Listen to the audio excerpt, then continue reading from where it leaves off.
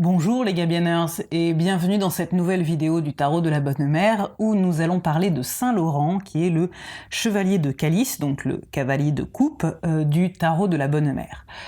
Pour éviter toute ambiguïté ou toute erreur, on parle ici de Saint-Laurent de Rome, qui est le premier des Saint-Laurent dans l'histoire, dans l'ordre chronologique, on va dire, voilà. Mais bien entendu pas le dernier, il y a de nombreux autres Saint-Laurent par la suite, mais donc on parle là ici de Saint-Laurent de Rome, le tout premier par ordre chronologique, donc le plus ancien des Saint-Laurent. Saint-Laurent de Rome est donc le cavalier de coupe, le chevalier de calice du tarot de la Bonne Mère. Le chevalier de coupe, donc voilà, ici la recréation du dodal que j'ai chez moi. C'est un homme qui est censé représenter donc un homme charismatique, romantique, parce qu'il y a toute la notion aussi dans les coupes de tout ce qui est le domaine émotionnel et sentimental. Bien sûr, c'est un petit peu plus compliqué quand on aborde cet aspect-là avec des saints, dans la mesure où, disons qu'ils ont rarement été, ou en tout cas, c'est pas la mémoire qu'ils ont laissée de grands amants, mais en tout cas, c'est quelqu'un de charismatique, de romantique, quelqu'un qui porte ses émotions au grand jour, hein, puisqu'il porte ce calice, il le tend à qui veut le prendre. Et en même temps, donc, il regarde bien, il couve ce calice comme si c'était un trésor. Et c'est quelqu'un qui peut donc générer de la jalousie, il y a ça aussi comme idée associée à cette carte, etc. Et ces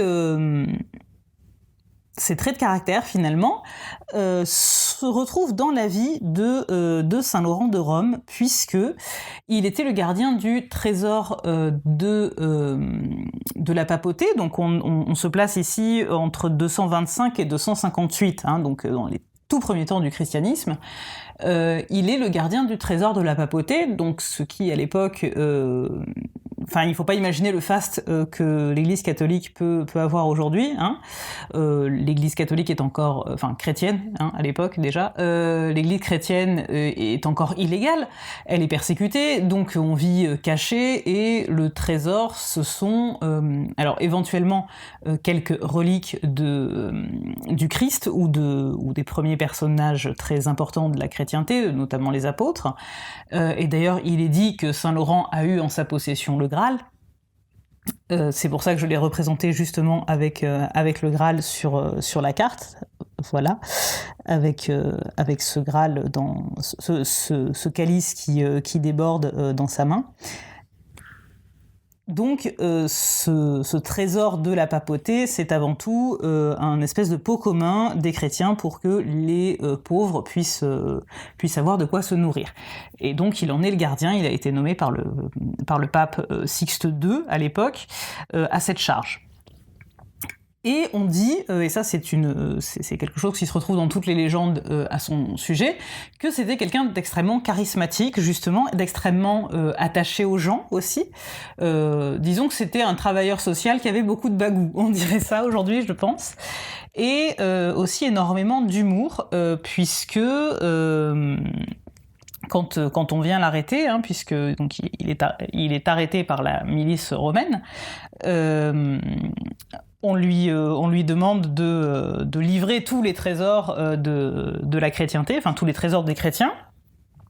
Ce à quoi il répond, voici tous nos pauvres, si nous estimons que l'humanité est un trésor, et voici notre trésor, ce sont nos frères et sœurs en humanité.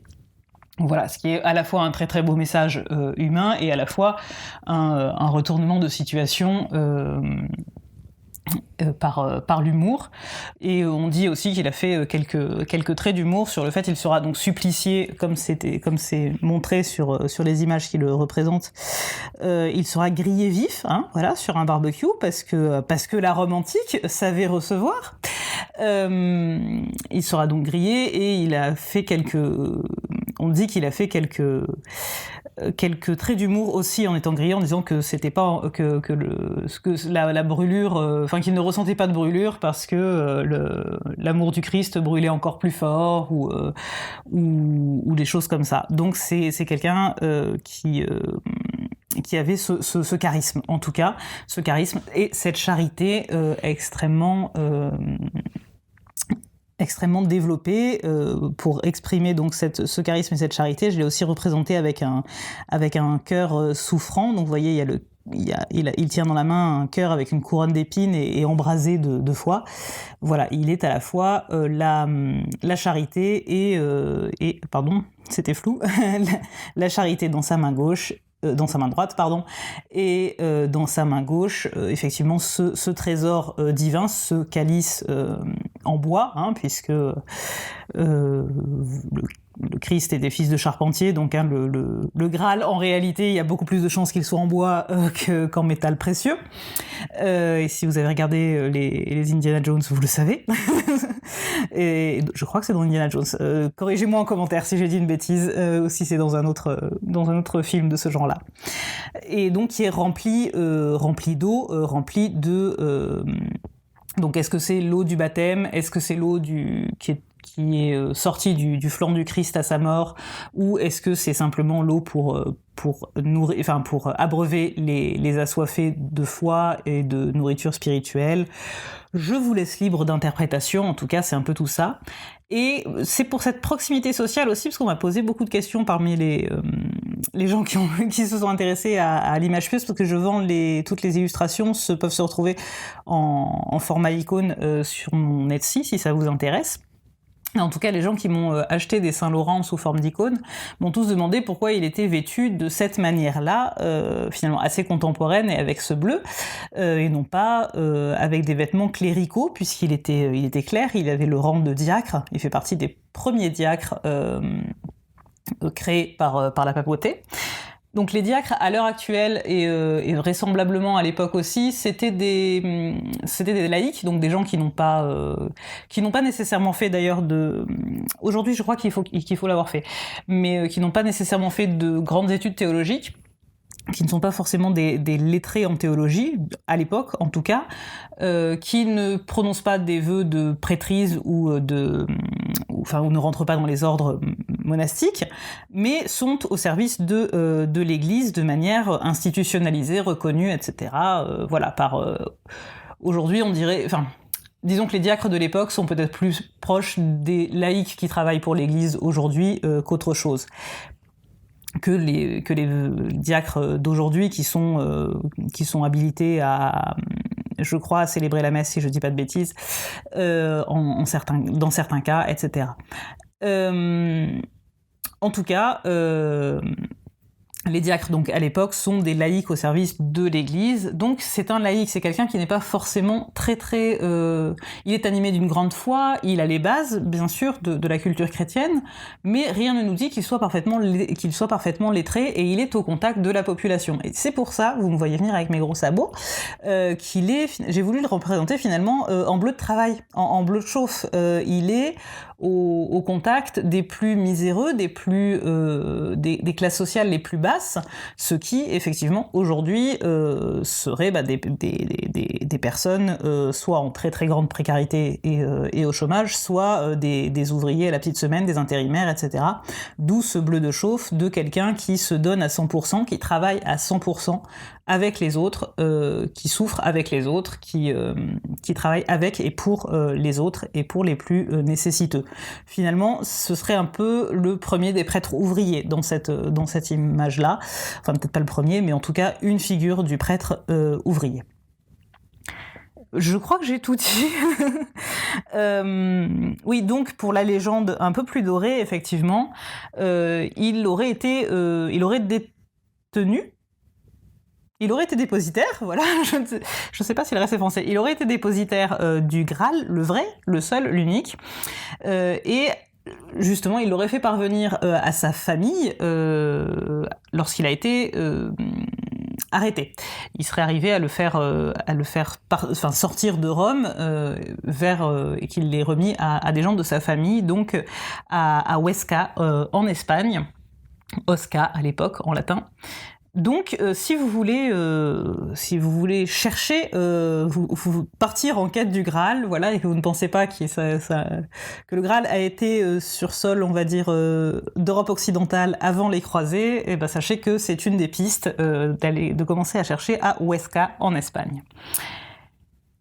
Et c'est une figure de courage, d'humour, de dignité, et bien entendu de foi, de charité, et voilà, d'être présent avec les autres, d'être ouvert sur ses sentiments, et d'être très en contact avec ses sentiments aussi finalement. C'est une figure masculine qui est tout à fait en paix avec sa part féminine, pour parler en termes d'équilibre énergétique, comme on peut le faire aujourd'hui, voilà. Et bien sur ce, je vais vous lire la prière à Saint-Laurent, que vous pouvez toujours retrouver sur le site, bien entendu. Comme d'habitude. Ô Saint-Laurent, toi qui as répondu à la violence par l'humour et la bienveillance, prête-moi ce même courage. Tu as toujours défendu ce qui était cher et précieux. Tu as toujours eu le cœur sur la main. Permets-moi d'être aussi honnête, charitable et aimante que toi. Donne-moi la vertu de savoir exprimer mes émotions avec justesse et calme. Rappelle-moi toujours que chaque sentiment a le droit d'exister, qu'aucun n'est à rejeter ou bannir, mais seulement à comprendre. Rappelle-moi toujours que chaque être mérite la bienveillance, y compris moi-même. Saint Laurent, avec toi je demande à Dieu de me montrer ce qui est vraiment précieux pour moi, ce que je dois préserver et chérir dans ma vie. Amen.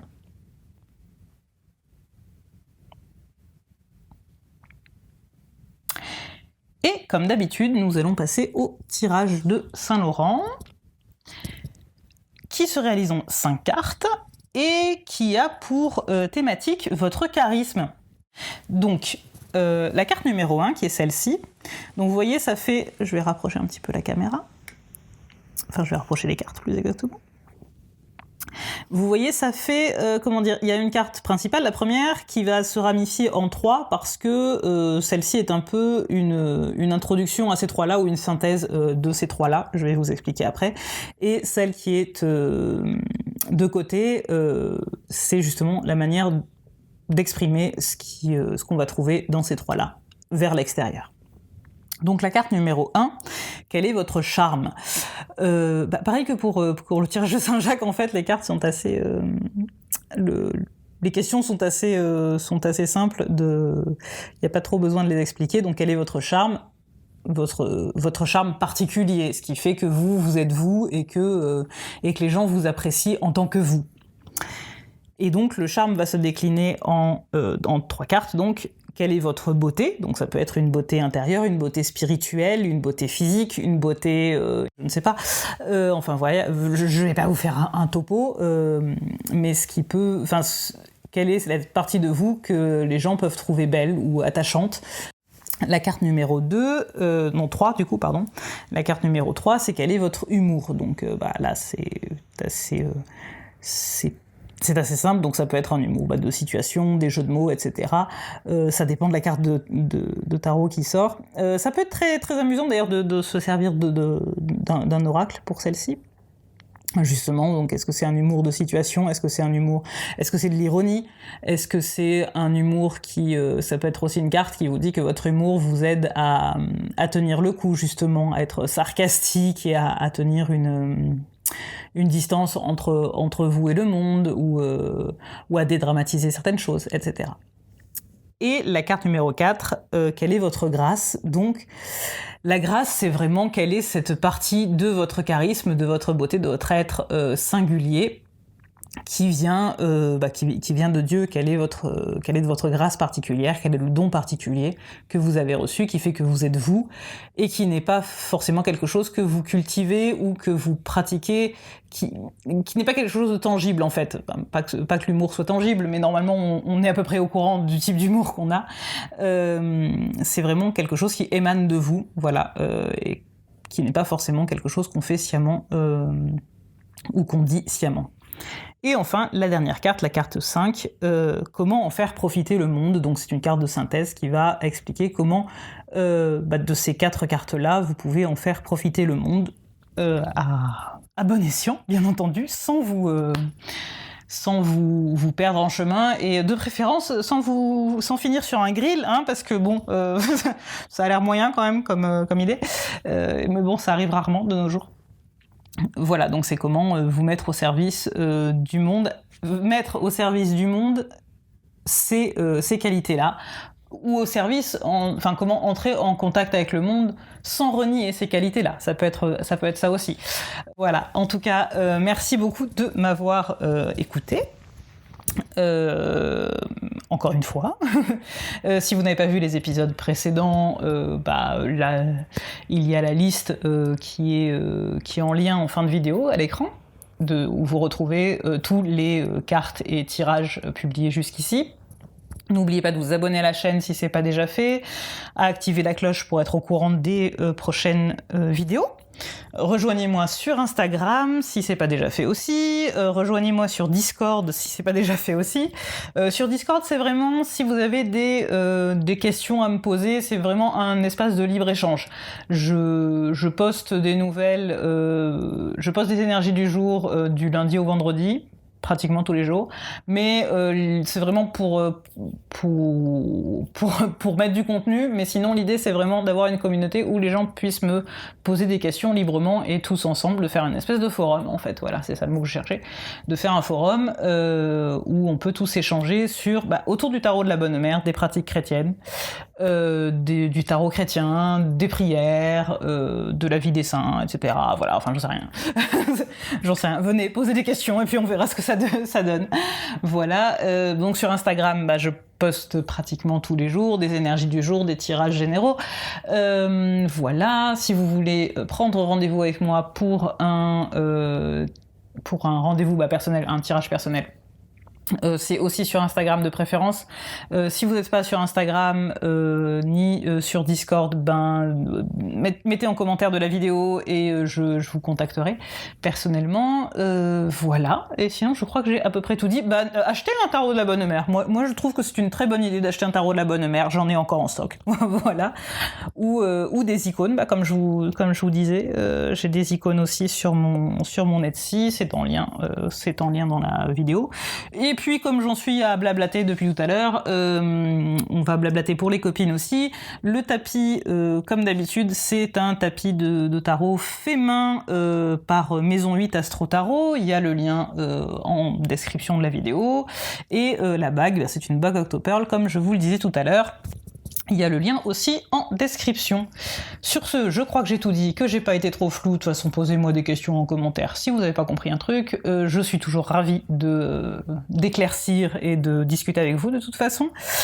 Sur ce, je vous souhaite plein de bonnes choses. J'espère que vous allez bien. Portez-vous bien, faites attention à vous, aux autres, et aimez-vous les uns les autres. Et à tout bientôt.